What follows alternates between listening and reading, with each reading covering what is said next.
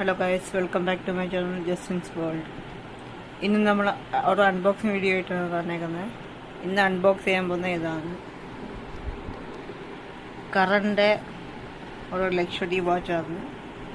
ഇനി ഗൈസ് നമുക്കിത് അൺബോക്സ് ചെയ്യാം. ഗൈസ്, ഇതാണ് വാച്ച്.